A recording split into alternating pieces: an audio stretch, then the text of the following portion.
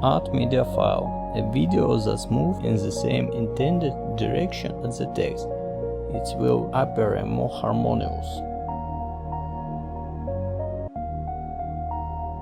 Move video to the timeline, to the second track.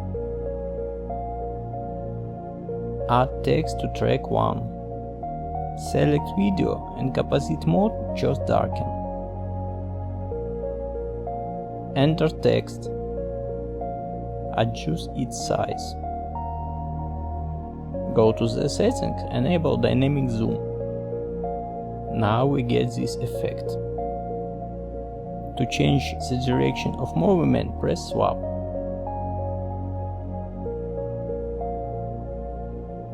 Go to the preview window and select dynamic zoom. The red frame marks the end of the zoom area.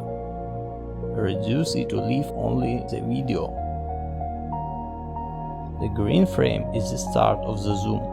Let's increase it slightly. Almost ready.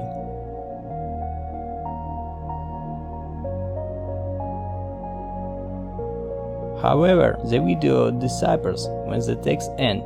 To fix it, split the video at the point where the text ends. For the second part of video, set the composite mode to normal.